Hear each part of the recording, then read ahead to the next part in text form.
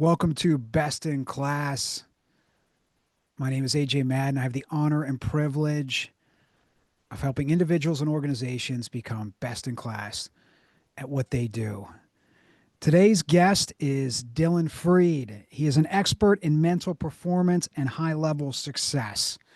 Over 500,000 people have used his programs to help them reach their potential.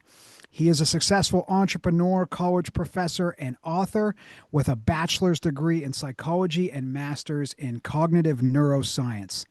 Dylan has worked with entrepreneurs, athletes, and people from every walk of life. He is not a life coach, but a philosopher of success. He is also the creator of Basketball Brain, one of the best YouTube channels on success and winning at the highest levels. Dylan, welcome to Best in Class. It is an honor to have you here. Thanks for having me. I'm very excited about this. Oh, excellent. Well, I've been following Dylan's work for years and years, and his work is easily some of the best in the world. And I'm not just saying that because he's sitting here talking to me right now. I have applied so much of what he teaches, and he has such an incredibly unique background. Very successful entrepreneur. He's a cognitive neuroscience, he's a coach, he's a basketball expert. And really, what he's going to do today is help us all not only be more successful, but also happier and live the best life we can possibly live. You can go to his website, dylanfreed.com, for more information. And the Basketball Brain channel is on YouTube. And I've collected some of my favorite things I've learned from Dylan over the years. And Dylan's going to help us understand them and apply them to our life today. So the first quote, concept, we'll call it, principle I've learned from Dylan that he'll talk about is say the opposite of a negative thought and expand it. Mm. So the brain, like we know from neuroscience, there's something called the default mode network.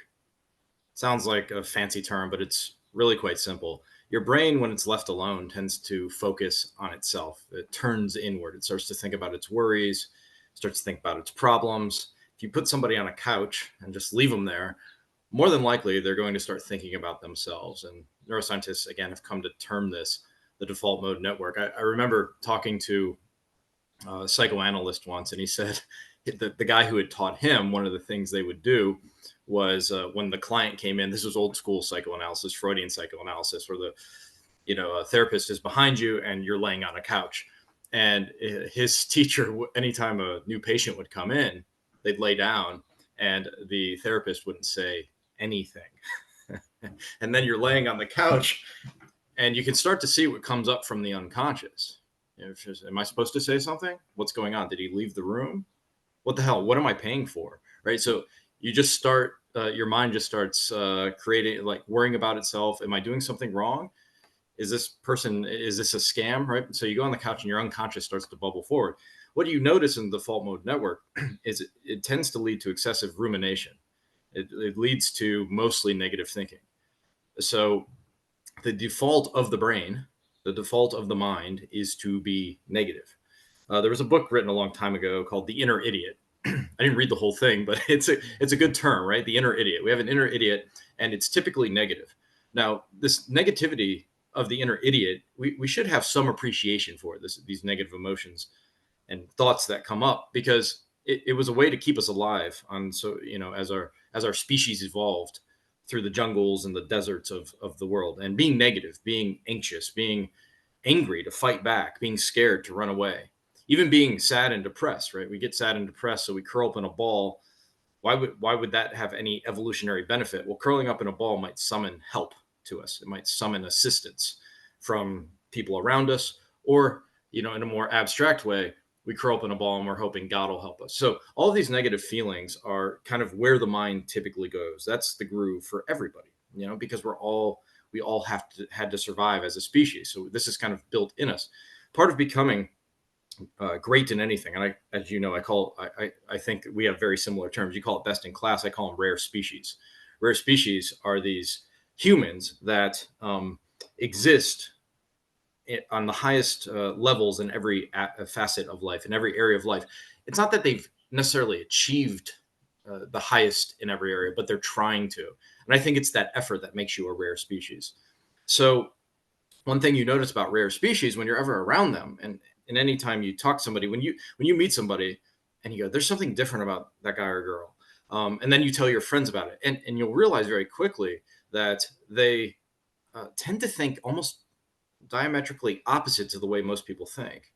When they feel a negative emotion, it's not that they don't feel it. It's like they shift very often, not always, but they shift to the opposite of that thought or feeling.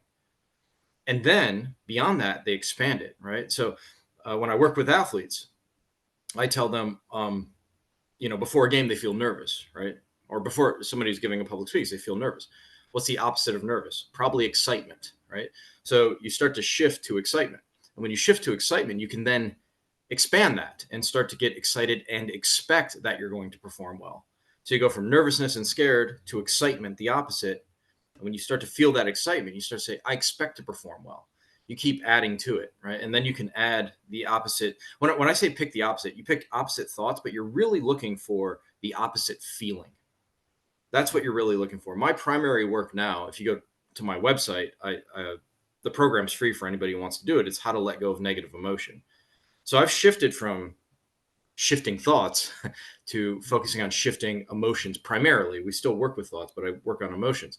So when we look for the opposite thought or opposite feeling and expand it, we can really start to become best in class in anything we do. We can become these rare species. So that's the idea behind that quote.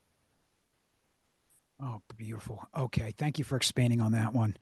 Now, you gave a great example, I believe, in one of the basketball brain episodes, in terms of if someone's feeling tired, they wake up kind of tired, low energy that day. You tell them to say the opposite and expand on it. Can you give that specific example or talk about that? Yeah. So if you wake up feeling tired, right? You wake up and you don't want to do anything. One thing you can say to yourself is, I feel energized, right? I feel thrilled about my day. And then you can go from, you can do it this way too. Like, you wake up and you say, I don't want to go work out, right? I want to stay in bed. You can shift that to, I want to go work out. Okay, that's great. Shift from the opposite, I don't want to I want to. You start to mentally do this. But then you can go even deeper and say, you know what? I just don't want to work out. I'm excited to work out. So you go from want to excitement. You're kind of growing you're using your language. This is something Albert Ellis talked about in rational motive behavior therapy. Like, our words, when you say a certain word, it's going to create all these connections in the brain to different emotions. So you say, I want, that's kind of like a weak form of energy. It's positive, but it's weak, wanting something. Like, yeah, I want, or I'd like a cup of coffee. Or you go from like, I want a cup of coffee that's slightly stronger. I'm really excited about a cup of coffee. And you can go even higher and say, I'm exhilarated about this cup of coffee. So you go from, I'd like to work out. I want to work out. I'd be excited to work out. I'm exhilarated to work out. When you say exhilarated compared to you just said, I don't want to work out, you start to activate all of those emotional connections. So we watch our language, and in particular, we're looking for more powerful emotions.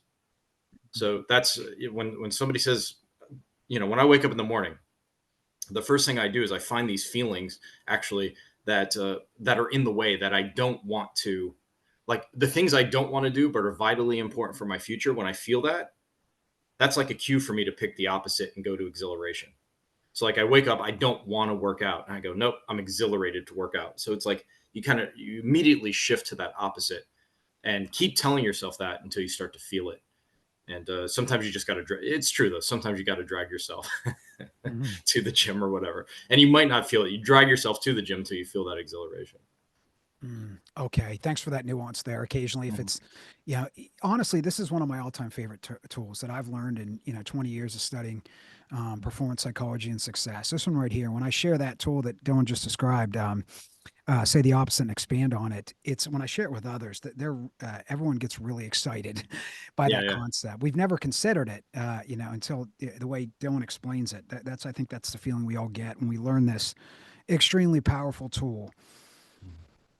All fear is in the beginning of anything you do. Yeah. That's a so whenever I go somewhere new, to a new city, or I start a new school, or when you go from high school to college, right? Everybody kind of says, "Oh, college, it's going to be a scary place." They don't follow. You're on your own. And whenever you enter a new environment, or you're starting to learn boxing or jujitsu or golf or something, there's a ton of fear there right at the beginning of whatever you do, because you don't know if you're going to be able to do it. You don't know if the people in this area you're going into are nice. You don't know if your mentors are going to be a-holes or not, you know.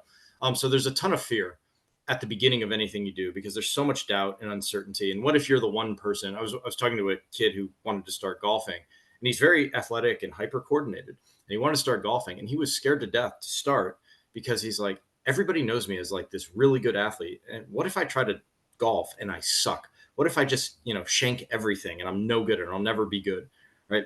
So he feels the fear at the beginning, and I told him, like, just start, because that fear is the fear everyone feels when they start something. When I go to a new campus, when I started grad school, for instance, I've never been to grad school, but the first thing I do when I get anywhere new is I explore everywhere. I talk to everybody. Like, I just go in and immediately start exposing myself to all the fears, right? You go into all of your fears. It sounds so kind of cliche, but immediately when you feel fear, the instinct of toward what you fear is actually a good indicator of which direction to go. Rare species, these best in class people, they've trained themselves that when they feel fear, instead of turning away, they go right towards it, because they know that's where greatness is. That's where evolution is. So fear is actually a honing device for greatness. You feel the fear. You see a beautiful woman or a beautiful man you want to go talk to. That fear you feel is actually an indicator of where you need to go. Now, of course, there's limits on this. I wouldn't, you feel the fear of heights, and don't jump off the building.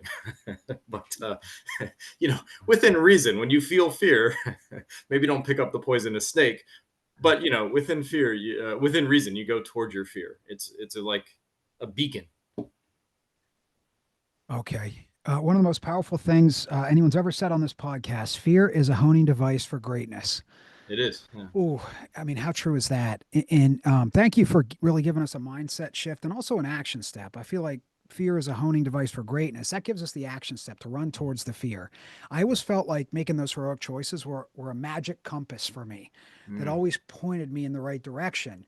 Mm-hmm. Um, Never heard it put the way you put it, because it really does lead to greatness. It's a honing device that's, Mm-hmm. we should follow that. And also, and just realizing, and here's the mindset shift, I take away, realizing that all fear is in the beginning. And when you know that, as the late great Greg Harden says, he was Tom Brady and Michael Phelps, uh, performance coach.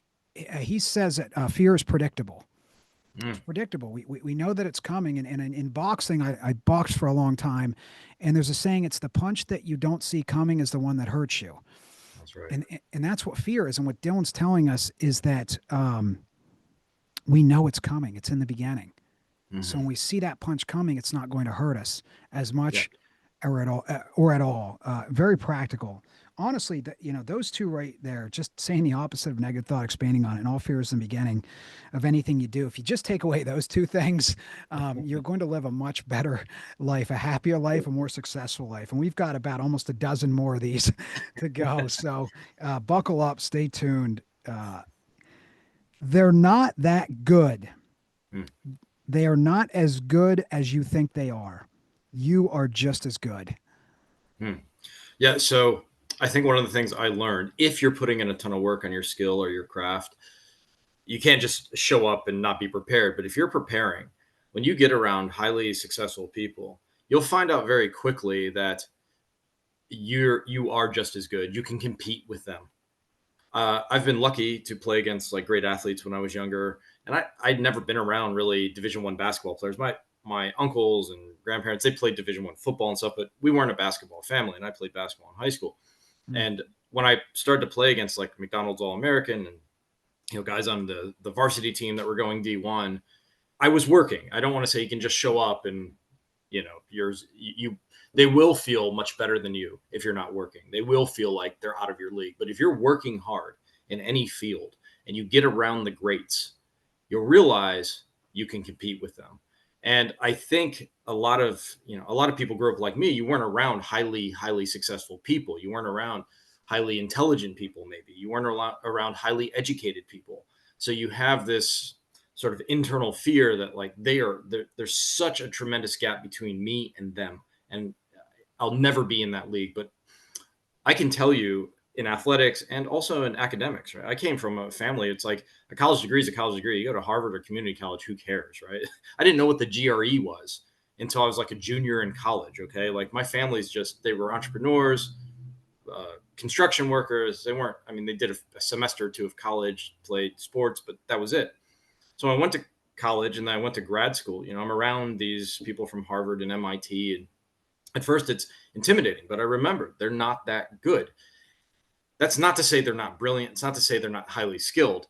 When I say they're not that good, what I'm saying is if you're working hard, you're probably going to be at their level. There are certain like there are Michael Jordans and Kyrie Irvings and Kobe Bryant. Okay, they are that good, but they're so rare, right? They're so rare. And if you work incredibly hard, you might find that you reach their level as well. So it's part of that. All fear is an illusion. All fear is at the beginning, and all fear is an illusion.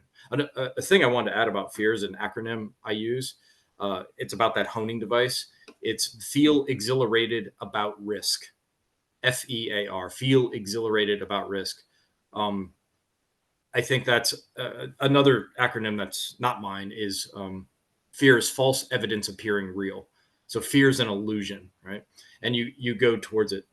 And part of knowing fear is an illusion is that one of the illusions is that people are just so much better than you, and it's just not true. Only if not especially if only if you're really working on your craft. Okay, such an important caveat as well. I mean, this philosophy that Dylan's sharing with us really removes any limiting beliefs that we might have about what's possible in terms of our potential if we put the work in, as Dylan says. And I think it really removes us from driving around with our emergency brakes on, Hmm. in life, and that again limiting our potential that we can't be as good as them. We can if we put the work in. Yeah, so important to think about.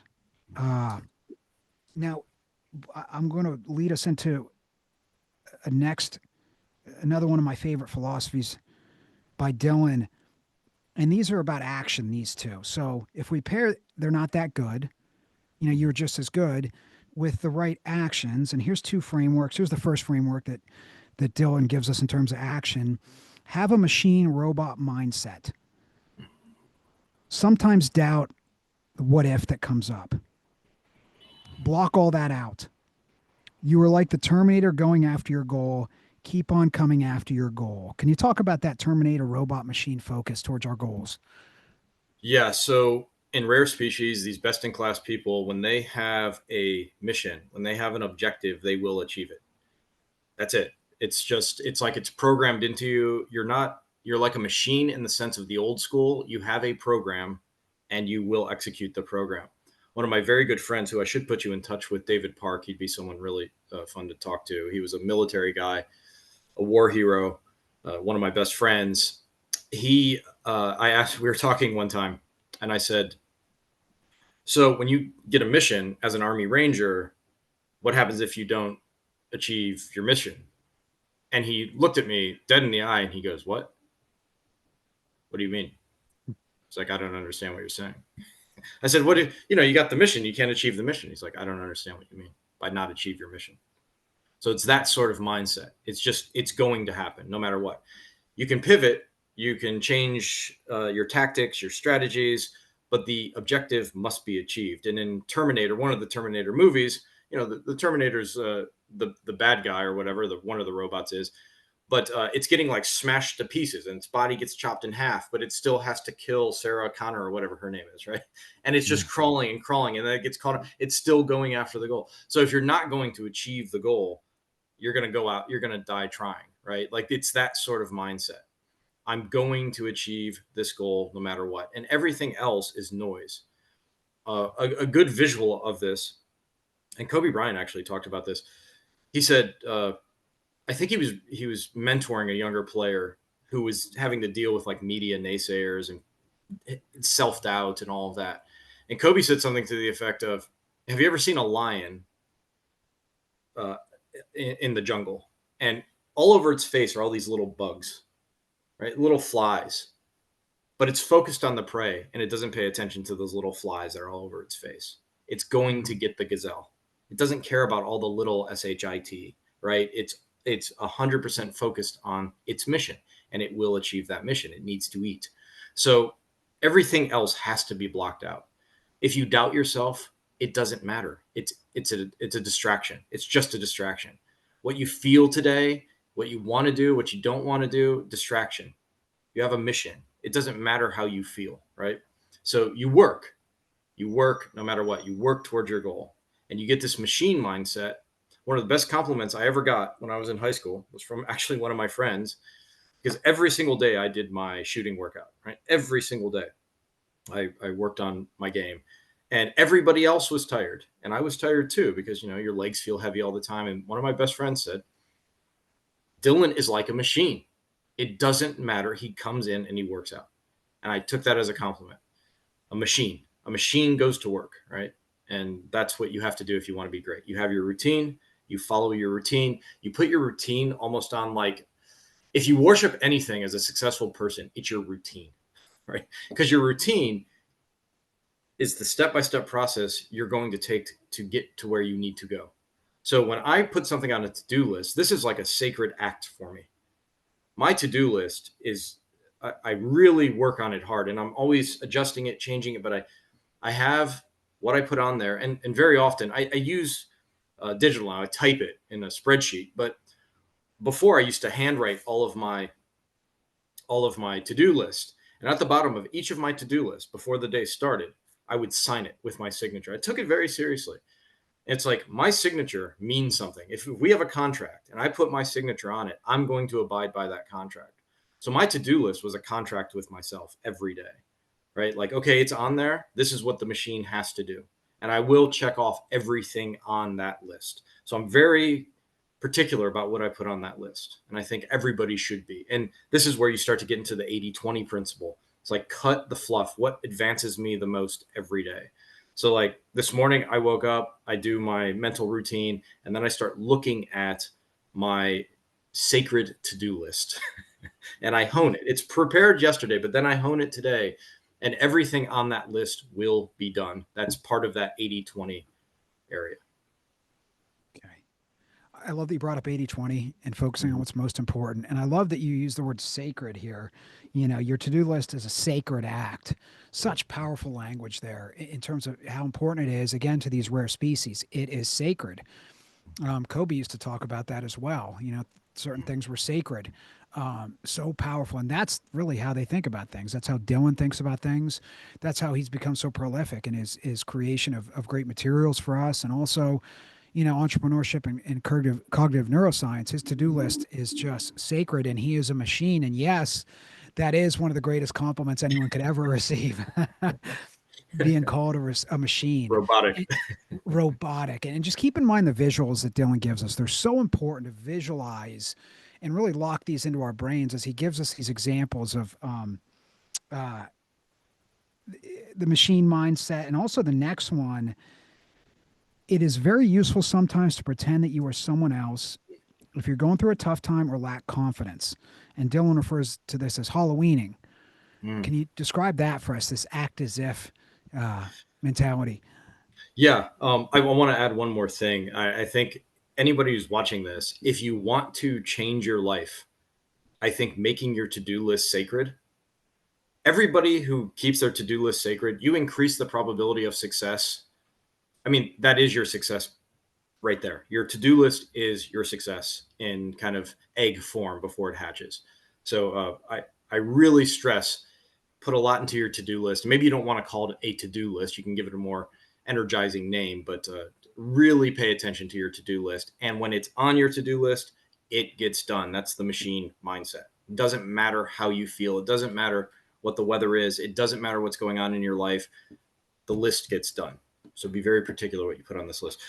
As far as pretending you're somebody else, that everybody, it was the video I made for that was everybody saying, just be yourself, be yourself, be yourself. And I thought, okay, yeah, to a certain extent, I know what they're saying, but actually, right now, especially if you're a beginner, you probably suck, right? Like, you're not very good.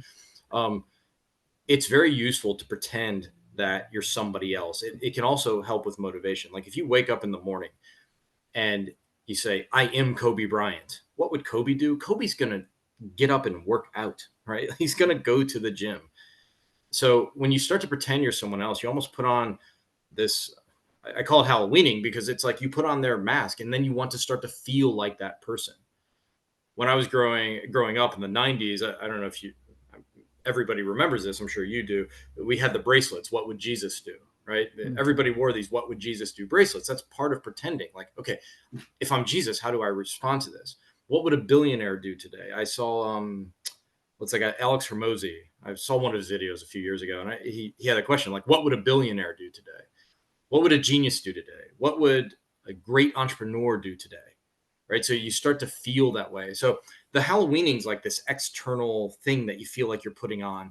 Sometimes I tell people to swap heads, like pretend you're on Kobe's body or you're on Elon Musk's body and your head's on their body or their head's on your body and act that way. It'll change how you feel. That's external. The other thing, one of the drills I developed for athletes and CEOs is I call it possession or channeling. And what you do is you essentially imagine, let's say you want to be a great CEO. You imagine Richard Branson in like a ghost form. Right? You close your eyes, imagine Richard Branson in a ghost form, and his ghost form kind of comes into your body and takes you over, right? And when that happens, you start to feel like Richard Branson. It shifts your belief system. It shifts the way you think. You kind of let yourself, quote unquote, be possessed by the spirit of these people, these great souls, these rare species, these best in class folks.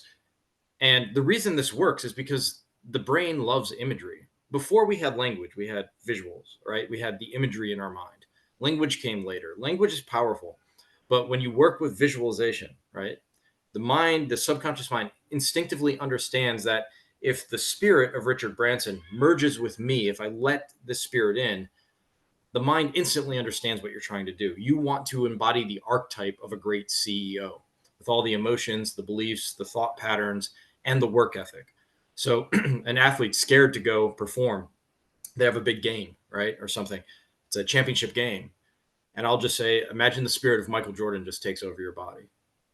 How do you feel now? And you can watch visually when I do this with athletes. They'll be sitting there and they're kind of like jittery, a little nervous. I say, what if Jordan took over your body? And they literally go like this. They sit up. They know instantly. The brain knows instantly how to behave in that scenario. So it's almost a form of picking the opposite. If you're scared and right and you're not sure, pick somebody who would be the opposite in this situation. Last point, I was working with and I used it myself. And I used to be like scared to go up and talk to girls, and I'm like, okay. When I was trying to find somebody, and I was like, okay, who's the coolest person like on the scene, right? Like who's just suave and at the time I was young. It was like Jay-Z, right? Like Jay-Z's just like this cool cat. I was working with this kid who also was scared to go. I said, just imagine Jay-Z's spirit takes over your body. Pretend you're Jay-Z. And he came back a few weeks later. He's like, every girl I talk to, I'm so smooth. I'm quick on my feet. I'm flirting well. And so it's a very powerful tool to use. I use it before when I started grad school. I had to meet with some relatively well-known neuroscientists, really one of them really well known. And you kind of have that imposter syndrome. I said, no, I'm gonna feel like the guy I'm meeting with, his spirit's also in my body, right? So I kind of used the guy I was meeting with, his neuroscience spirit kind of took me over, so I felt as an equal to him in the meeting. So that's the Interesting. point of that. Mm-hmm. Oh, okay. I've never heard you describe the ghost. Uh, yeah, Mm-hmm. that one in particular. And as you were explaining it to me, I felt a shot of adrenaline. I think, in my stomach. I felt something there as I was visualizing what it's like to, as you were naming the people, instant physiology change. Yeah, I felt it right there. Wow. Okay. Well, and I love also that you paired it with doing the opposite. Think the opposite and expand on it. I love that yeah, you paired it with that as well, because that helped me in the moment to visualize this. And you mentioned imposter syndrome. What a nuclear weapon to overcome the imposter syndrome, it which really they does. say 80% of high performers have it, according to one Mm-hmm. study. Yeah, Uh, and these are high performers that have the imposter syndrome, that they're not good enough. And then you pair that with I'm just as good. They're not that good. I'm just as good. really, really important, for all those high performers out there or anyone trying to change a behavior or habit or change their life.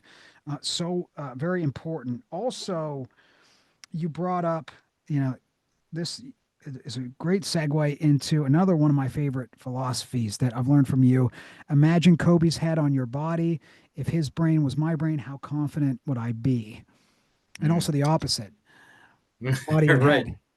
Yeah, so Kobe might be the opposite of you, or what it can also do is like maybe you're a nascent Kobe. You're a lot like Kobe. It'll expand on it, right? Maybe you've already made the shift that in a lot of ways you have that killer mentality, that killer instinct. It might exemplify or highlight what you already are. Like a lot of us, I think high achievers, we all have this killer instinct in us, and we feel it, but sometimes we can amp it up a little bit with visualizations, right? We imagine Kobe's head on our body, or we can kind of like get a visual. You ever seen those computer generated where like somebody's face morphs into another face? You can almost see your own face, like a mix of you and Kobe, right? This is not new. Native American tribes, right? They have spirit animals. It seems, when we talk about spirit animals, we joke like, oh, Kobe's my spirit animal. Like, okay, take that literally. What's that mean? It means Kobe's spirit takes you over. We're not talking about like some, mystical way. It's like a visualization to feel that energy, right? And you can use animals. You can use it. Like maybe you want to play like a lion. So when you get a shy player, Stan Keller, who wrote this book, Beyond the Absolute Limit, he was a mental training coach for basketball. He did it in the 70s, and he would take players who were like shy, and what he would do, he'd put them in front of a mirror and he'd have them roar like a lion, like to start to act like a lion, to take on of an aggressive lion, right? And these kids would go out who are typically timid and diffident and go out and they just play like absolute animals, right? Okay, now they're an animal because they embody the archetype of an animal. What we're doing here is we're actually using Jungian theory. We're activating the archetypes in the collective unconscious. One thing you can do, like if you're scared, you ask, what would the lion do in this situation, right? What would the warrior do in this situation? What would Achilles do?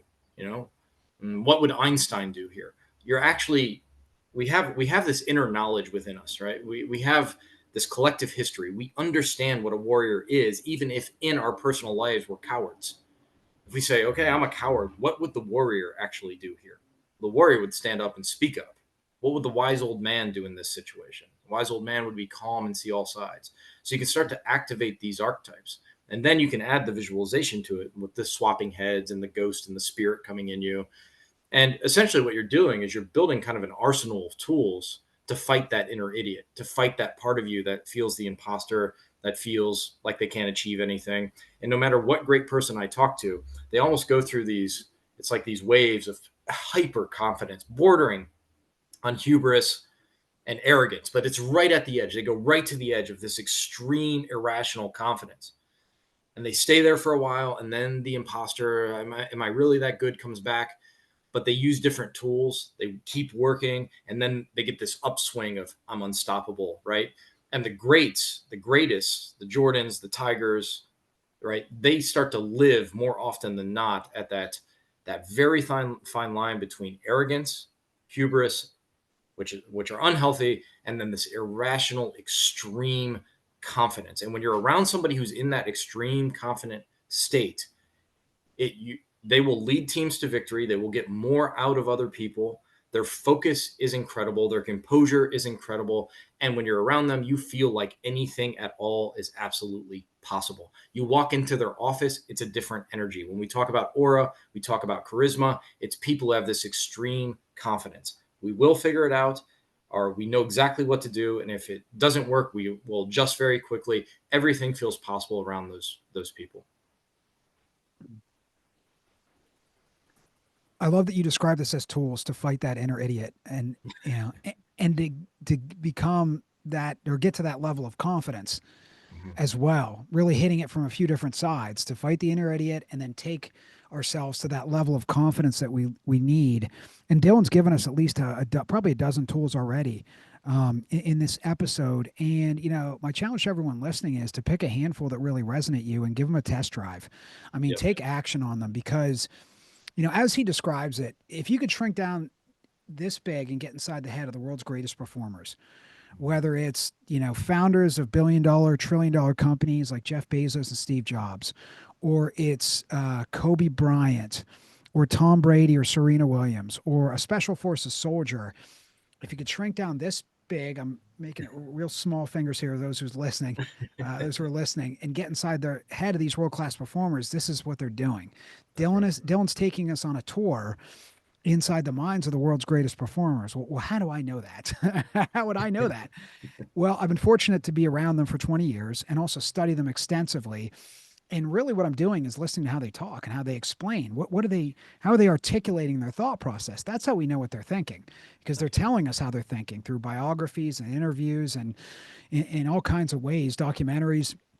So, Dylan's making the complex simple for us. Essentially, he's taken all this. You got to study this stuff for years and he's breaking it down to these key tools, these nuclear weapons of high performance, Mm, success, and I think happiness as well. that's right. Let's see. Okay.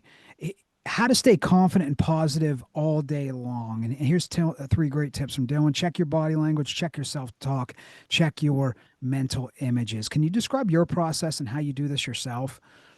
Yeah. So um, I have when I'm working with somebody, I'll have we'll take out their phone and we'll set their alarm for every 15 or 30 minutes.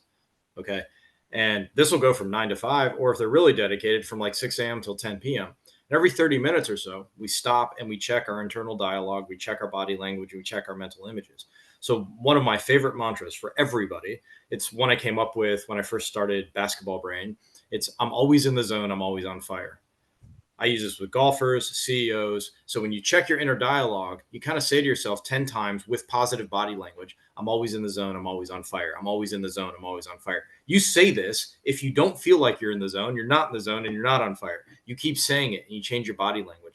And then maybe you want to flash a mental image in your mind too, because again, the brain consumes imagery. It really loves images.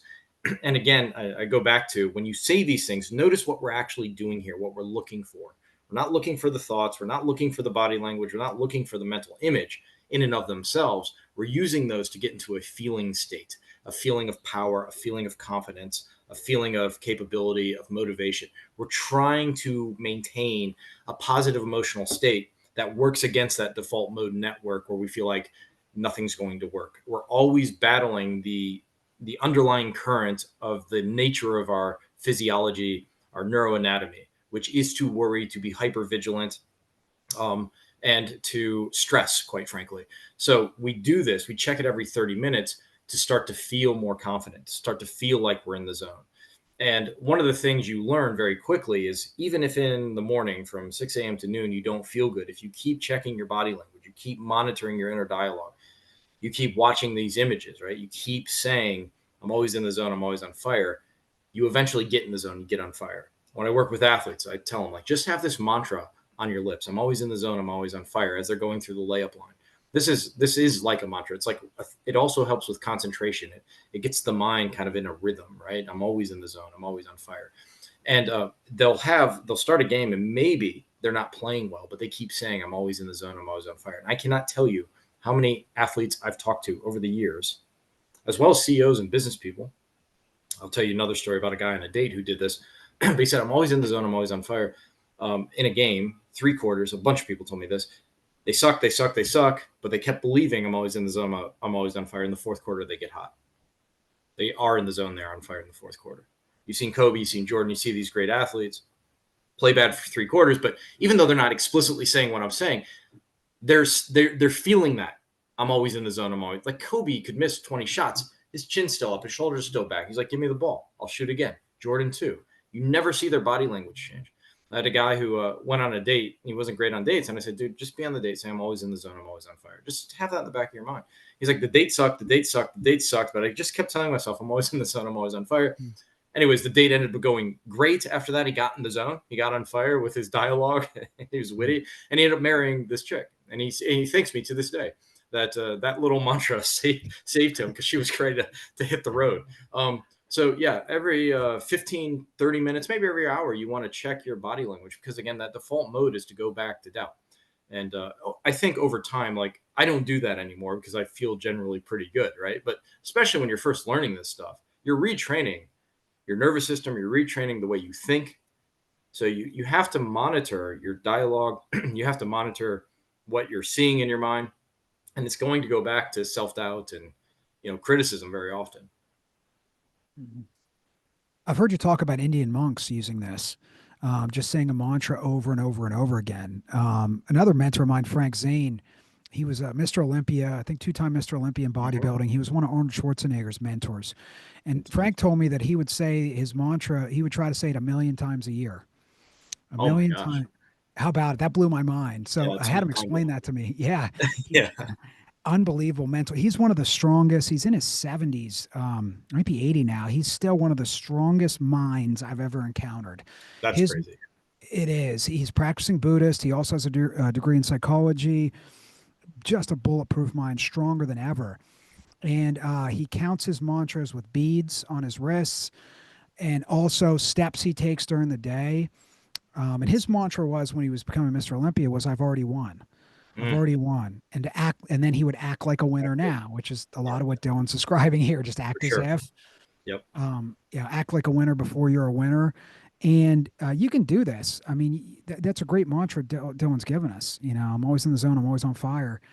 Uh, Over and over and over again. It's a great thought replacement because it crowds out any doubt and fear as Yeah. well. It's a Yeah. great thought replacement exercise. Again, nuclear weapon. In terms of body language, what are your tips on body language to fix our physiology? I keep it very basic. I'll kind of just sometimes it's a superhero. I'll just like think of Superman, right? Superman in his suit. You know how he's standing with his and he's kind of like this. Like a statue.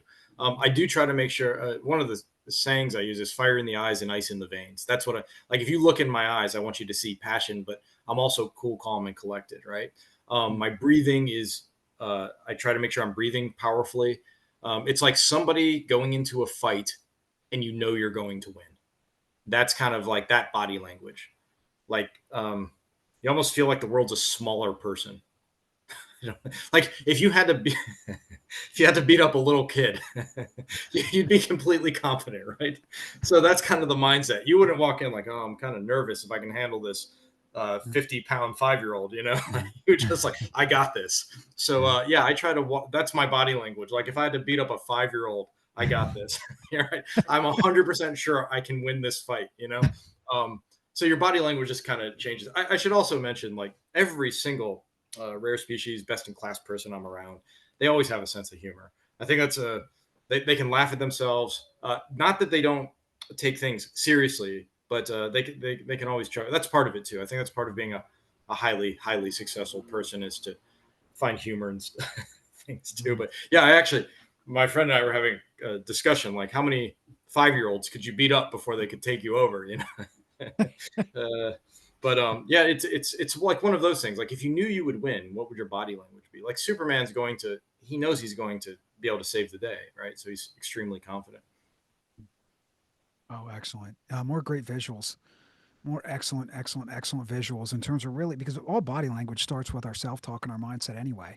I mean, Hmm. we can fix it, right now for a few seconds, but then all these other thoughts are going to come in. We're not going to be able to hold it. So, Dylan's telling us, fix your mindset first. If you want to have better body language, it starts with our mind and have these simple visuals.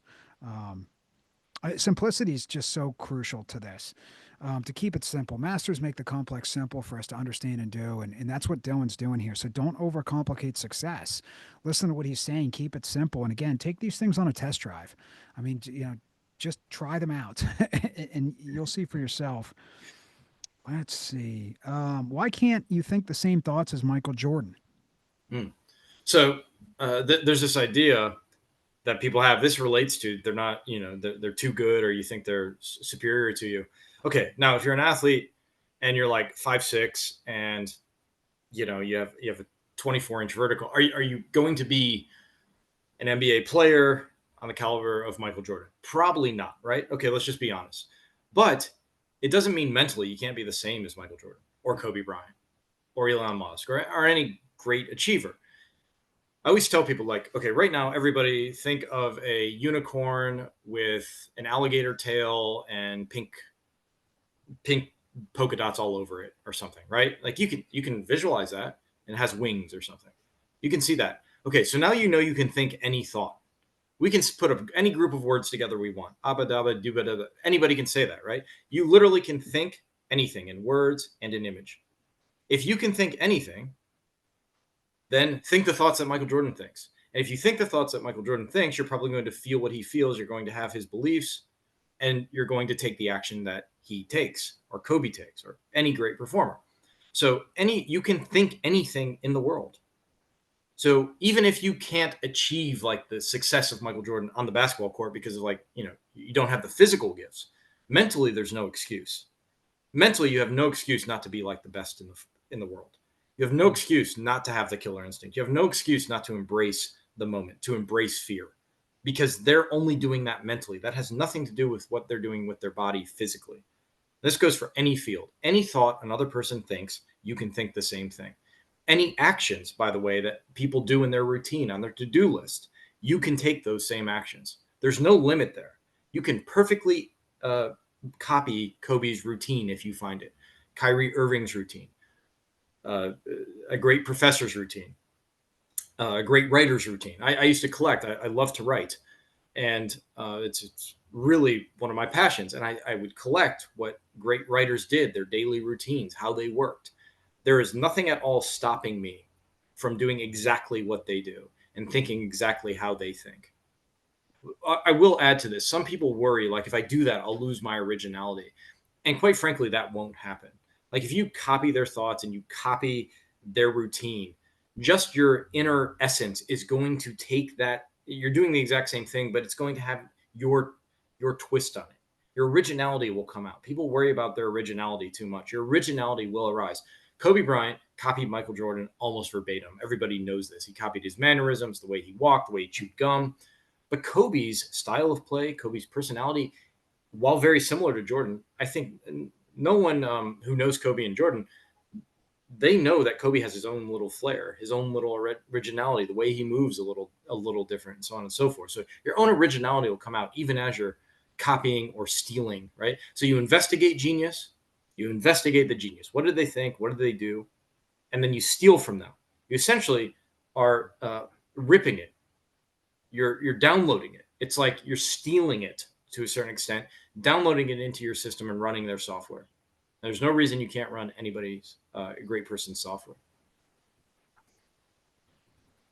Investigate genius, then steal from it. Yeah. Yep. That's what you do. And your own originality will come out. And what you're stealing is not their style so much. You're stealing their routine. You're essentially, what if you're in the field of success, there are people who just kind of come up with their own routine, but like as Tony Robbins used to say, there's a shortcut to success because success leaves clues. And the clues, you're looking for mindset, but you're also looking, like, you're on the search for these great to-do lists, these great rituals that people have. And you tweak it for your own, but that's what you're doing. You're out in the world. You're like, okay, what exactly do these people do? What are their rituals, to-do lists, and beliefs? And I'm going to take those and use the to-do list, use their rituals, and think the way they think. This is the closest thing to a shortcut to success. It is, isn't it? It is the closest thing to a shortcut to success. Mm-hmm. I mean, I really think it is. Every single one of the greats has copied the greats before them. I've yet to find an exception in 20 years of study of a great who didn't study another great and copy, as Dylan says, their routine, their to do list, their thoughts. I mean, that's what they're studying. I mean, you hear all the greats talk about it. I mean, Jeff Mm-hmm. Bezos modeled Sam Walton extensively, the founder of Walmart. Kobe modeled Michael Jordan. Oprah Winfrey modeled Maya Angelou. Mm-hmm. I mean, the list goes on. I call it modeling Mount Rushmore. You got to go to the Mount Rushmore of Yeah. your field. Great phrase. Yes. Oh, thank you, sir. It's and it just works, as Dylan said, and anybody can do it. It's free for all of us. I mean, you can go to the library and get books on these greats. You can watch YouTube videos on these greats. Um, it's just crucial. And I love that you talk about just copying their routines. I never really thought about this, but when I started writing books, the first thing I did was I looked up, okay, who are the most prolific writers? And I found Jerry Seinfeld in terms of jokes, so I copied his routine. Stephen King, prolific writer. Dr. Alan Weiss, who's written now, I think, 70 books on business and consulting. And then Robert Greene. So I Mm, just looked at their routines. I really just took half a day to just, okay, what are their routines? And then I just modeled them and I wrote my first book in 30 days, full length book, and then three books in 90 days and seven books in 18 months. And it's I never amazing. really thought about it. Yeah, thank you, sir. It's It's hard amazing. for me to think about honestly how I did it, but I never really thought about it the way Dylan did. But that's what I did. I just, Mhm. as Dylan described to us, I just modeled their routine, and I just took maybe one thing from each one of them. I didn't need to take 30 things and overthink it. I just studied their routine and just broke it down. Um, yeah, it works. There's so much to unpack there. I'm going to rewind that one. I mean, I'm going to listen to this whole interview again for sure, because I need to, understand, better. I need to hear it again as Dylan described it in terms of the routines, um, and taking the routines and thinking the same thoughts as Michael Jordan.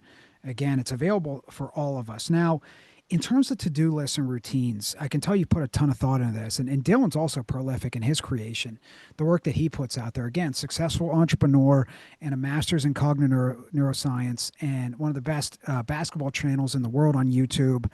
I mean, he puts out a lot of great work and gets a lot done. You know, can you describe how you 80/20 your to-do list and your routine that you've become so prolific in your career and your Mm. creation of great work and material? What's your framework or mental model you use? So this is something I'm always thinking about. How can I maximize what I do? Right. So I've written a novel. Excuse me. I've written a novel, and I did exactly what you did. I found what great writers did and copied that. And I wanted to make this point very quickly. The A lot of people get fall in love with a lot of people fall in love with finding the routines because it is fun. It's so interesting to see how these geniuses work. They fall in love with the routine, they see the routine, but they don't actually do the routine. They don't execute. I'm going to stress again, if you find these great routines, these great rituals, these great thought processes, but you don't actually do it, if you don't make your to do list sacred, you're never going to achieve success. Every time I meet with somebody, I work with them, I say, let me see your to do list. And most people have a to do list. Show me your to do list from yesterday. What did you get done? Elon Musk asked this when he went into, with these, when he went into Twitter, he said, they're all complaining. He said, what did you do last week? This is how, I mean, whatever you think about Elon, he's very competent and efficient in business. And all they care about is, are you getting done important things? Are things getting done that are vitally important? So, Mm. um, I call it critical point analysis, my 80/20. I'll tell you a very quick story. When I was playing football when I was younger, I was like 11, 12 years old. And one kid had just like hit his growth spurt early on the team. And without exaggeration, he was probably 210 pounds at like 13, 12, 13 years old, whatever age we were. He was big, right? Like 6 foot plus. I think he ended up playing in the NFL actually. But, anyways, nobody wanted to tackle the kid because we're all like, 100 pounds or whatever. It's like one of those videos you see in Pee Wee Sports where there's just this enormous kid all towering above everybody else. And anyways, my stepdad pulled me aside after a practice one day and he said, "How much does that kid weigh?" I said, "I don't know, 200 pounds." He said, "Okay, you can't tackle his full body." He said, he drew a little picture on a piece of paper and he said, "What's one of his legs weigh?" I'm like, 40 pounds, something like that. And he's like, "Can you tackle that?" I said, "Yeah." So we went in the yard, and my stepdad was a huge guy. He was like in the Arnold Schwarzenegger. They were all like big guys. And he's like, "Tackle me," and he just ran basically full steam at me, and I got his leg and I took him down. Anyways, next day at practice, the big guy came, and I just went for one leg. That was my mindset, one leg. And I took him down, and everybody's like, "Yeah, yeah, yeah." Everybody get, how football players are; they get all amped up. But that's kind of how I look at my to-do list. If I have a challenge, if I have what's the critical point where I can tear down the challenge? Like, if I could do one thing today in each area of life, one or two things maybe. What are those one or two things? And everything else gets pushed to the back, right? Everything else gets pushed to the back, and I have to. For me, this is one of the hardest. I kind of have ADHD. I'm scatterbrained. I almost called my company Scatterbrained Inc. Okay, because I'm all over the place, and it takes a lot for me to hone in and not get distracted by the new shiny thing. So this is like one of these things I'm constantly working on. I'm coming out with I made a program on it, but I'm coming out with a book probably next year. I did this deep dive into the unconscious, right? Kind of like a Jungian deep dive. deep into the shadow. I call it the dark side. And anyways, this was I used automatic writing and dream analysis, and I have all of these entries and these images and visuals that came, and I made artwork with it. So I'm putting all of this together. Anyways, sometimes when I was in this unconscious, I was asking, like, give me a visual for what I need to do to achieve success. Asking the unconscious, and essentially it gave me this visual of this. It was like an image came straight to my mind. It was this owl in a blizzard, and the owl's flying, and its eyes are big, and there's snow everywhere, but the owl's focused on something. It's kind of similar to what the lion on the hunt with the bugs in the face. Mhm. And essentially, it told me that if you want to achieve 1,000 things, do one thing at a time. If you want to achieve nothing, do 1,000 things at a time. Mhm. And so in each area, I'm looking for that one thing to focus on. Like if I'm writing today, I'm working on a novel that's based kind of on Dante's Inferno.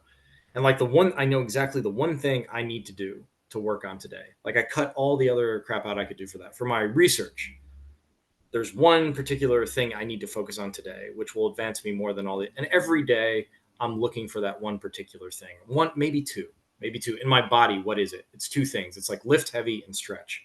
And then you put the other thing you need to do to be successful is some things have to be on cruise control. They have to are automated. Like my diet is the carnivore diet. I eat mostly meat, like Wow. 99.9% meat. I Oh, don't wow. have to think about my diet anymore. Mark Zuckerberg famously, if you're not a highly successful person who's getting a lot done, you won't understand why Mark Zuckerberg has only black shirts and jeans that he wears, right? Like he has the same outfit. You look at that and you think, why would anybody do that? If your day is so packed with achievement of doing things to achieve, you instantly know, like, that sounds crazy to people who aren't uh, producing at the highest levels. You just want there's so little time. Life is so short. You have to make every as much as you can automate. You have to automate. So that's the two things I'm doing. I'm looking for the critical point analysis. There's always in anything you do, there's a point you hit. It's like in Star Wars, they hit the ship, right? The center, and everything explodes. You're doing that. Sometimes you're tearing down problems, but sometimes you hit a point and everything builds. You hit one point and the out of the desert, the jungle, the garden appears, right? You're looking for that point that gives you tons of leverage. And then at the end of the year, you'll look back and you'll just be amazed if you can stick to this critical point analysis, and you'll be amazed how much you achieve. It's the hardest thing for me to do in everything I do. The thing that gets me, like, I'll go really well for 2 weeks, and then suddenly my to-do list is 150 items long, no exaggeration, right? Like, no, don't back to like 10, 20 items a day max, right? I have to constantly because I get interested in a lot of different things, and I notice I'm like, okay, I can put 5 minutes here on this, and five. I'm like, nope, cut it, right? So that's one of my challenges. Okay. Well, I suspect I have ADHD too, undiagnosed. And I've never, in conversation or this conversation, your work, I've never found you to be scatterbrained, Inc. As you're thinking about naming your company, I've never found you to be that way. And I'm not judging people who have ADHD and are scatterbrained. That's not a judgment statement. Um, I think it's really useful to have a tool like Dylan described in terms of what's the one thing. Mm. Have that critical that aiming point. Um, to stay laser focused on. And I think it anchors us as well. And I use the same thing, and I think that helps me to not be scatterbrained. I guess to have that one thing in each category of my life, in my work, in my health, and then my relationships, and that one thing I have to get done each day. It's a very anchoring thought for me, and I attach my life to those things. And then if I get that done, I have a 2 and a 3 in each category, so it's like a tic tac toe Same. board. Yeah, same, Okay, same. Mhm. yeah, okay. It helps a lot, doesn't it, to really It- anchor our thoughts and our days to those things. And when my to-do list, like I might have 30 items on my to-do list. Okay. But 15 of those are the critical points. And when I say my to-do list 100% will get done, I mean 100% of my critical points will get done. Mm. The stuff that's a little lower down the list may or may not get done. I'll do my best to get to those. But those critical points, when I say I sign a contract, I'm saying those most important things, hell or high water, will be completed. Mm. It's hard for me though because I do get distracted. Not with it, not with like wasting time. I think one of the things, like as you study great people, or if you're interested, like in neuroscience, I also study artificial intelligence. Part of my research, I study the self and consciousness and emotion, and there is so much to read. And every day I go on YouTube, and there's a new lecture I want to watch that's like an hour and a half long. And I have to constantly pull back and say, no, stay focused on this paper and not, keep watching new lectures and new lectures because it's endless, right? So it's that sort of stuff where I'm always like, this is great, be disciplined, come back to it later. That's kind of where I get distracted. It's usually learning. Learning is a big distraction for me because there's so much to learn. That's what I'm constantly pushing back because I'll go on YouTube and open 50 tabs because it keeps recommending lectures I want to watch or something on neuroscience or history or something, right? So that's my distraction is trying to learn too much. It's like you get voracious. I'm kind of a glutton when it comes to information. I have to watch that. Oh, I see. I know the feeling, over the years that, when you love to learn so much and you and I get paid to learn essentially, because Right. we need to learn as much as we can so we can teach and help people improve. Um, so we have to have a discipline and a diet of information that we take in. It's helped me to go back to that Mount Rushmore. Is this person on the Mount Rushmore of their field? And if they are, is this their, most important work? And then that's a mental model that's helped me stay disciplined over maybe the last 5, 10 years to really just identify what's the best and maybe spend 80 or 90% of my time there. And then Mm-hmm. maybe 10% if they're not on the Mount Rushmore to try to take in new information. Um, oh, there was something else. There's so many important things you said there that I don't want to miss. I'll probably come back to it. Mm-hmm. Uh, yeah, staying laser focused on the big things as well. So Dylan and I have our daily um, critical points that we've got to hit. And something that's helped me over the years, I learned this from Dr. Jason Selk, a great mentor of mine, one of the world's greatest sports psychologists, and then also Dr. Marshall Goldsmith, who's been probably the world's greatest executive coach. Marshall said to me, try to be the best in the, I'm sorry, be an expert at one thing. I mean, really just be an expert at one thing. What do Yeah. that you need to be known for one thing. Okay. And then Jason Selk has taught me and hammered this into me. Always try to be the best in the world at one thing. Yeah. Right. And just have that clear aiming point. He's not saying you need to be the best, but as Dylan said, if you don't set a limit on yourself, that they're not as good, you're just as good. If you put the work in on a daily basis, have that one thing you're trying to be the best in the world at. And it could be to be the best dad or son, Mm-hmm. or to be the best in your field, but to have that simple aiming point where okay, I'm trying to be the best at this, be an expert at one thing. That helps me at a macro level. And then as Dylan described on a daily level, that having that aiming point, I'm sorry, the critical points each day. Let's see. Pick the opposite of what the average human being is doing. It's that simple to make yourself rare and stand out from a crowd. There you go. I always wanted to go into Barnes and Noble or like a bookstore, and they had the self destruction section, right? They always had the self help section. And I'm like, you'd probably learn more if people wrote books about how they failed and what they didn't do. You get some guy who just like, I slept, I hit the snooze 17 times, and then I watched Netflix, and then I ate Cheerio.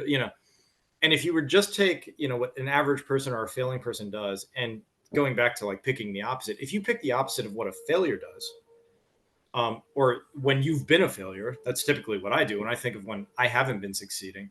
If I pick the opposite of everything I'm doing, there's a Seinfeld episode where George turns his life around just by doing the opposite of what normal George would do. There's a beautiful woman, and he's like, normal George would sit here, not talk to her, and the rest of the day kick myself for not talking to her. But opposite George would go up to her and talk to her. And he goes up to her and talks to her, and she says, "So what do you do?" He's like, "I'm unemployed. I live with my parents." He says the exact opposite of what he normally says, so he becomes like radically honest, because he lies all the time. So I think success, we copy. You want two forces pulling on you. You want to. I have this goal setting workshop, and I think the etymology of the word goal is very interesting. It means boundary or a limit. And when we set a goal, what we're essentially doing is there's like a border to a new world. right? We're trying to actually enter a world in which, if we want to get strong, right, we set a goal, and it's a boundary to into this new world, and then we make a map to that goal, to that limit. We cross into that limit, and then we're in a new world. And essentially, what I have people do is you want to then set an anti goal. So, like, what would imagine the goal where you're, super ripped and in great shape, right? And then the anti goal is you're overweight with cancer, diabetes, dying, right? It's kind of like one world's dark, another world's light. There's a meme where it's like, I don't know if you've seen it. It's like there's this glorious castle on the right, and then there's like this haunted castle on the left. So you want to Mm, set your dreams and set your nightmares. Okay. You want to mm, set your nightmares. You can find nightmares by studying people who have failed. That includes yourself. And then when you start to pick the opposite of what failures do, you don't guarantee success. Okay, you increase the probability, the likelihood that success you will achieve your goal. You just increase the probability. Nothing's guaranteed. Life is tough. Life can be very hard, but all you're trying to do with all of this is increase the likelihood that you have real power. Power is simply taking what's in here and making it show up in the world. Somebody who has power can take their ideas and they show up in the world. So you do that. You need to find out what failures do that don't have power, who can't take what's inside and externalize it. You need to go away from them, and then you want to start embodying these geniuses that we talk about. You want to investigate the genius, but you also want to investigate the failure. You want to do the opposite of the failure, and you want to do what the genius does. You want to steal from them. So it's really not that complicated, but then it all goes on your to-do list. And then when you're setting those alarms, you're also monitoring your beliefs, your internal dialogue, all of that. So then you combine your action with your mental state, and you're moving towards the you're increasing the likelihood that you will move towards your ultimate goal, and that goal is a borderline into a new world. So you're always trying to enter these new worlds. When I set my goals, I always put setting worlds, creating worlds is what I call it. The world I want to live in, the world where my novel's finished. I have a novel right now. I'm meeting with someone who's potentially, it's a low probability, but potentially turning it into a movie. The novel I wrote, it's kind of a dystopian, maybe turning it mm. into a movie. So it's a world I want to enter into, and I'm doing everything I can to cross that goal, that borderline, into the world where this novel I wrote becomes something you can watch on Netflix, right? Don't know if I'll Mm. get there. Like, if you start Everest, you don't know if you'll reach the top, but you're doing everything you can to get to the top. I love that you brought it back to to-do list as well, that sacred to-do list to Yeah. create that world. Important for me. Yeah. Yeah, that's right. I also love that you brought up the Seinfeld George do the opposite episode, which is one of my favorites as well. I actually It's wrote about it in hilarious. my first book.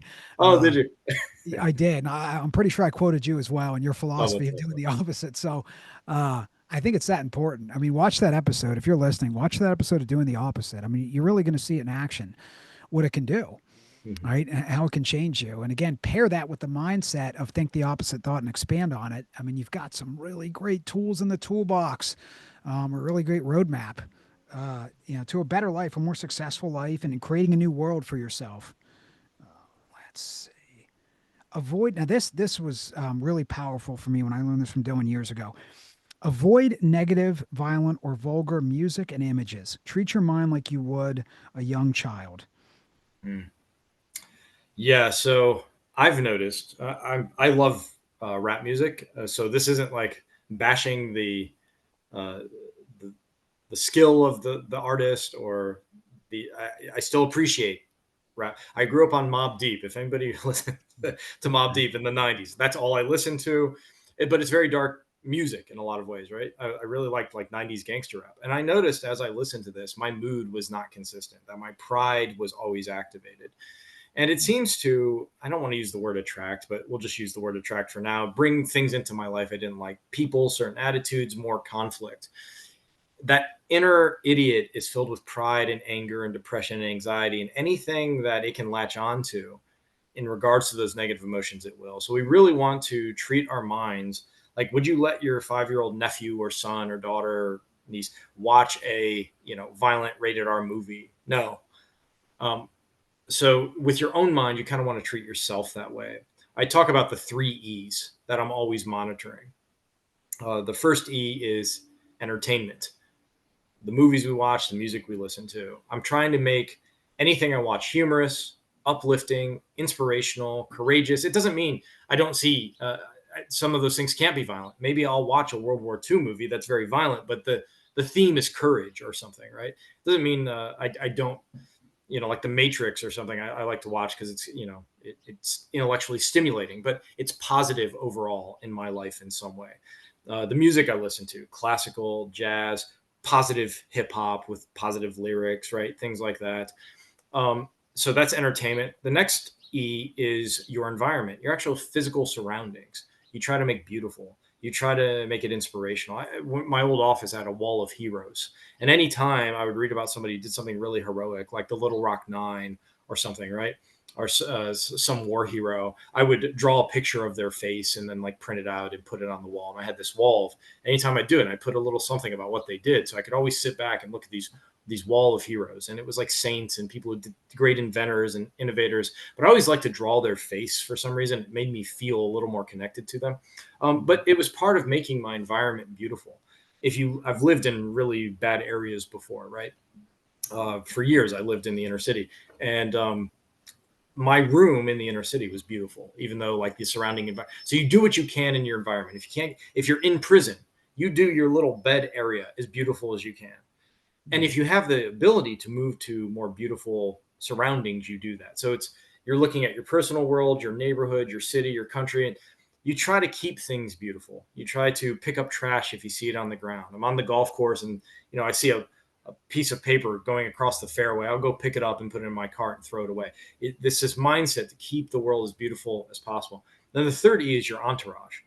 I use just because it's the only E that has involves people. But your entourage, they're the people you're around. You want them to be uplifting, beautiful. Everybody's heard the quote: "You're the average of the five people you spend the most time with." I think that also includes the digital people you spend time with. So I'm curating the people I don't actually know. Like a lot of authors are my friends. A lot of podcasters are my friends, right? And I'm curating that. I want sober, uplifting, judicious, smart people in my digital sphere. Well, so you're always looking at that entourage. So essentially, in my estimation, there are four things you need to do to have a very robust spiritual and psychologically healthy life. One is you need to work on your unconscious. You need to work on the emotions that are in your unconscious.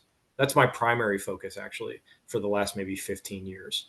Um, and I teach that. I run a lot of seminars on that. Second thing you need to do is work on your conscious thoughts. And that's a lot of what we're talking about today. Very important as well. Changing your thoughts, picking the opposite. The third thing you need to do is what we're talking about now, which is the world around you. You need to make sure all the inputs coming in from the external environment, as much as is humanly possible, is positive and uplifting and inspirational. And then the fourth thing you need to do, which I actually just gave a seminar yesterday on this, is start to develop a metaphysical worldview. How do you deal with the problem of evil and what is the meaning of life? So you need a like philosophy. So when you start to do those four things, I think your life starts to really come together and you start running on all cylinders. So, what we're talking about here, these conscious thoughts that you have to deal with, change, alter, shift the body language, right? And then also making sure your external environment is helping you and not hindering you. Mm. I love your big four there that you described. I never heard you describe that framework. It's And all new, four of actually. them are important. Oh, it's there you go. Yeah, it just Uh, kind of all came together this year. Like I was thinking of like organizing everything. Like what are the four? And if I had to add a fifth, you could add like take care of your body or something, right? But I was thinking more about like a psychological and spiritual state. okay, it's a really complete system as you describe it. I mean, you're hitting things from different angles. I can just easily see it contributing to a much mentally healthier and more successful existence. Um, more peace, more peace of mind, more success, more joy. Yeah, I'd love to hear more about this one down the road, that framework. And you've Mhm. given us good pieces of it today. Let's see. And I also love your framework of entertainment, environment, and entourage. And how would you put that in a bumper sticker? Entertainment, environment, entourage. What's an action step we could take in those? How do you describe that? What's that? I guess how do you coin that so we can remember it? Well, I think for me, the thing I think about is it's one of these things I want to put on autopilot and make it automatic as much as possible, right? Oh, So curate your friends, curate your environment, and curate your input. It's all about curation. If you are a machine trying to achieve a goal, everything else, anything that doesn't help you, is something you must jettison. You must get rid of. You have to. It's hyper competitive. If you're in America, especially, America is the land of opportunity. But because of that, there's a lot of people here who are trying to take advantage of that opportunity. It's highly competitive. Anything that's a drag on you, you have to get rid of. Now, this doesn't mean that you don't have downtime. This doesn't mean you don't have rest days. One of the things that I had to teach myself when I was playing basketball and working really hard was every Saturday, rest your body, rest your mind. And I realized that rest was the critical point analysis. It was the hardest thing I could possibly do. That was the hardest work for me. Obviously not physically, but it was very hard to respect my body and give it 1 day a week to recuperate and recover. So I started moving to 6 days a week instead of 7 days a week, and I improved. Right.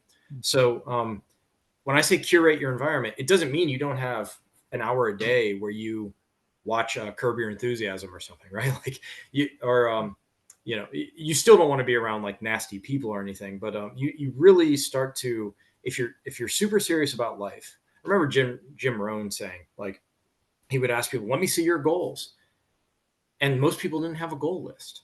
Right? Like they didn't have that these worlds they wanted to live in.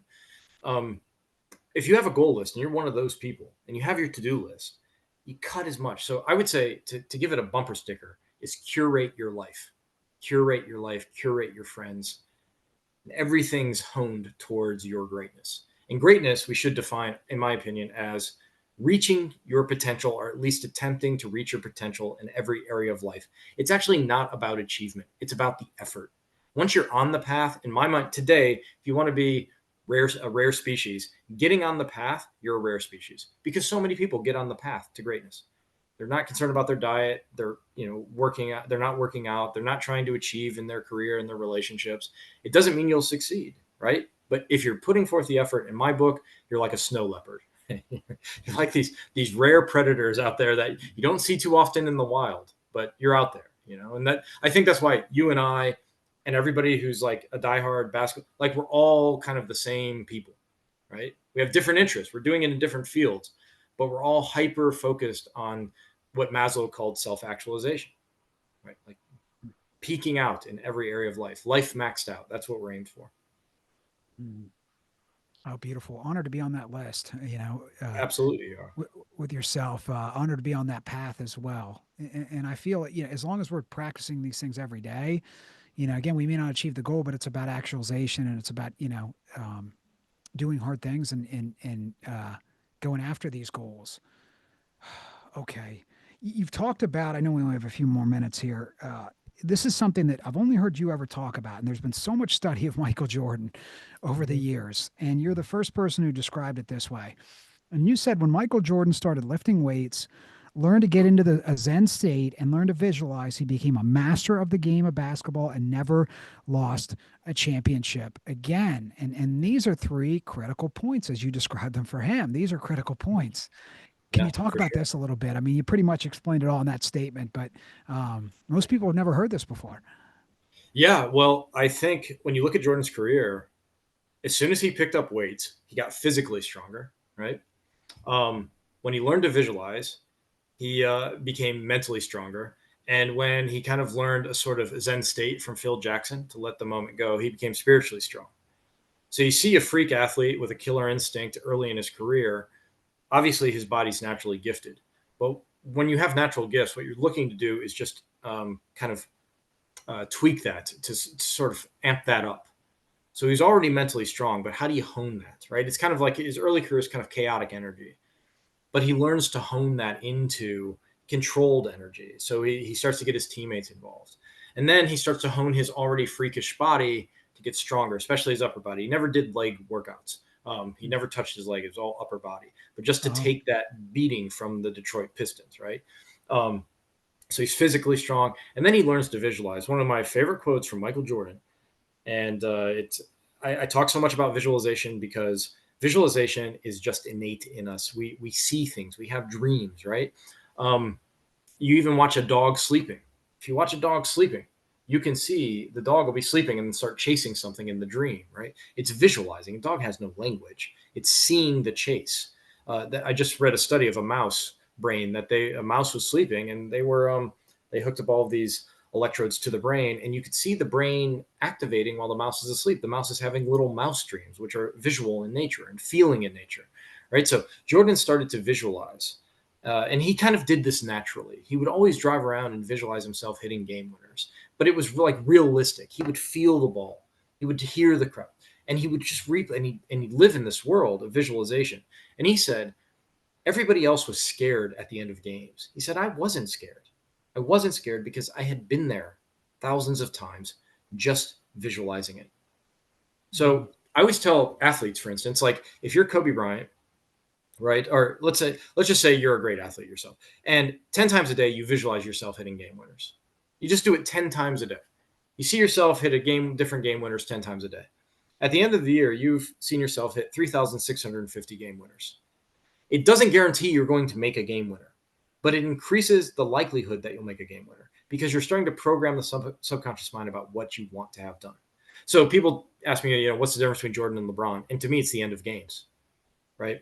More than that. But like if for me, if you're going to be the GOAT at the end of games on the highest stage, you have to perform. If you mm, can't do that, in my opinion, you cannot be the GOAT. The GOAT is someone who performs on the highest stage in those closing moments. And nobody was better than Jordan. Not Kobe, not LeBron, not even Bird. Okay.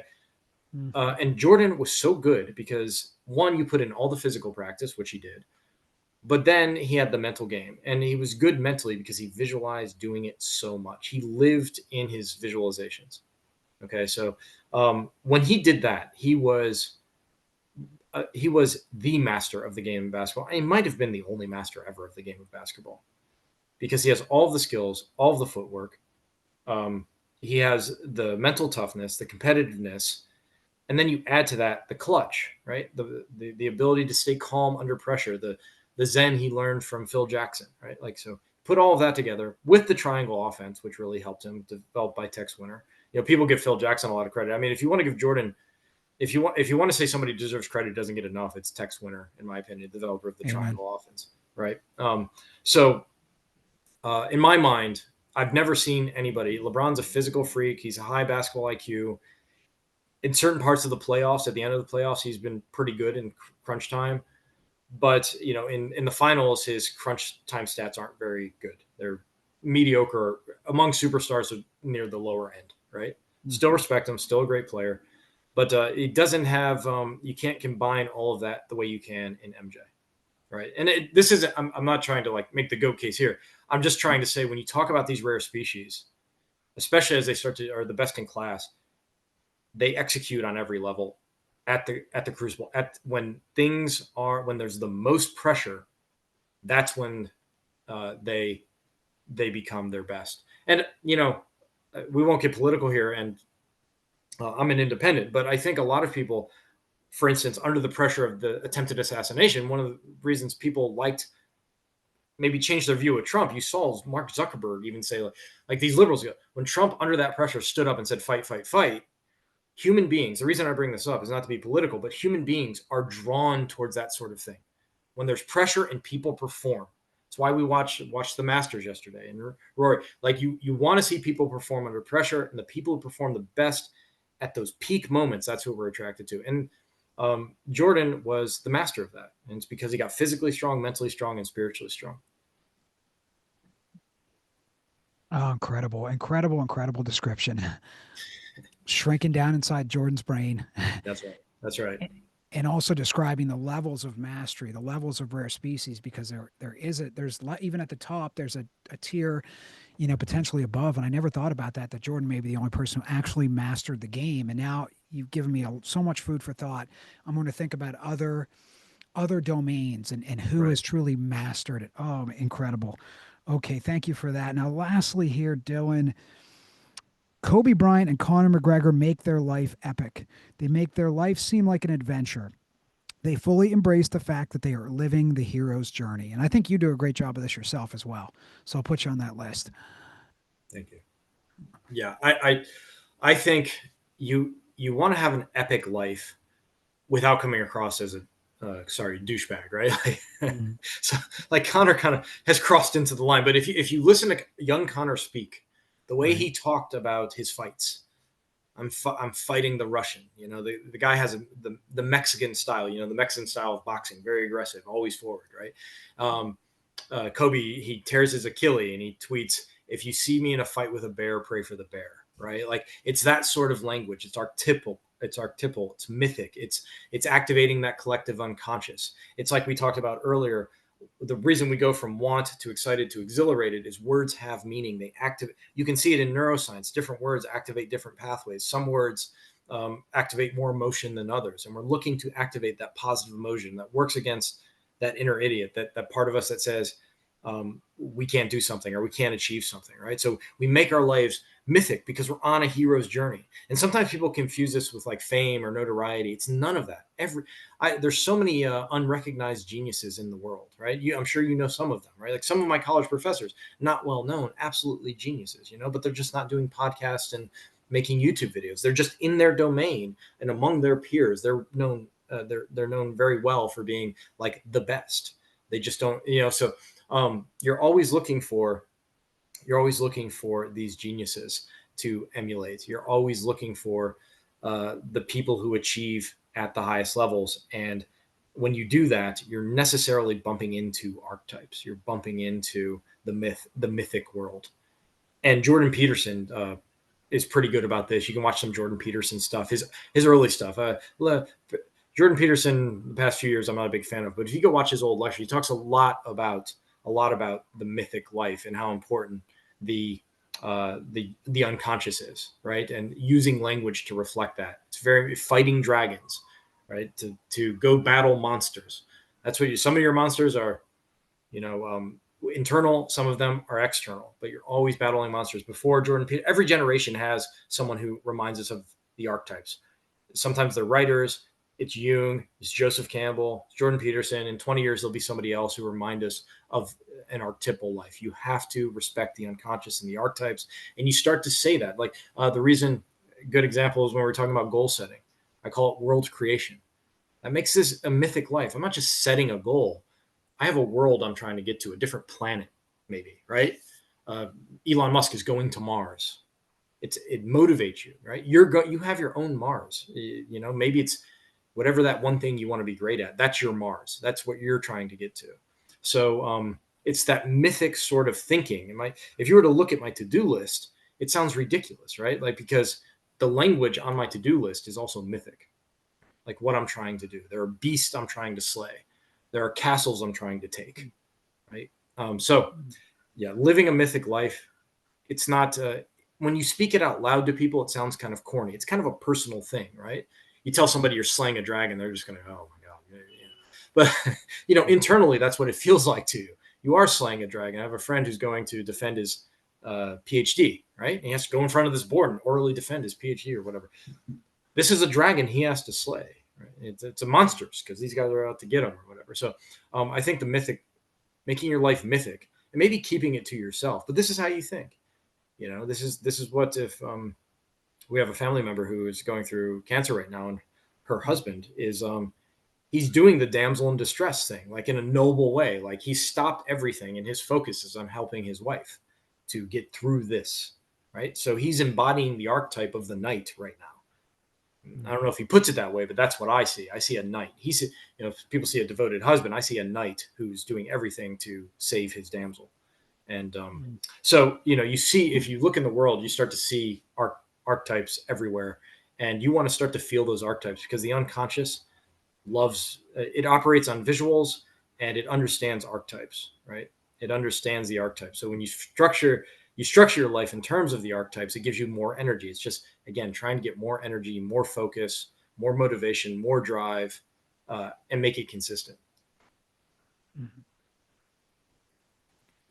Dylan, thank you for this interview today. And this is one, definitely one of my favorites I've done on the show, and one I will go back to and listen to more than once. Um, I learned this from Dr. Jason Selk. He was mentored by John Wooden, and he went to John Wooden's house and asked if he could see his bookshelf, and John said sure. And Jason started going through the books, and they had notes all over them, and they were ragged. And what John said to Jason was, when you find a great book, run laps on it. Mm. You got to run laps on great books. And this is an episode that I will definitely run laps on myself. And I challenge anyone listening, if you find something, and I think will be one of them for you, listen to it more than once, because and listen to it back to back, and listen to it a year from now, and you may get something new out of it you didn't need a year ago. Um, Dylan, where can people find your work? DillonFreed.com, DILLONFREED. And I highly recommend everyone do it's 100% free. There's no upsells or anything. It's the How to Let Go program. And I do most of my damage on TikTok now. So I'm at Dylan.Freed on TikTok. I'm also on Instagram at Dylan Freed.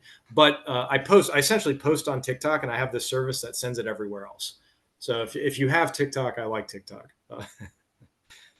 Oh, excellent, excellent. Yeah, your work is well made for TikTok. It's well designed because it's punchy. It's very unique. So I could see why TikTok would be useful to your work. And Dylan also does one-on-one work, which I did a session, well worth the money. I learned so much in just one session.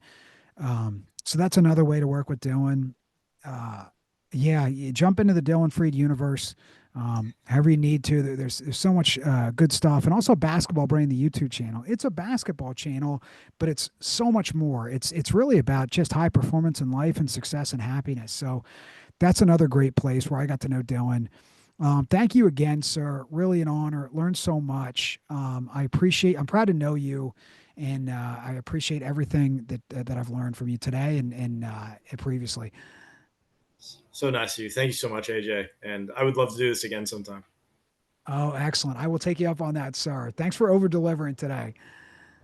No problem. This was a lot of fun, and yeah, definitely. Maybe you can come on Basketball Brain channel and we can talk there too.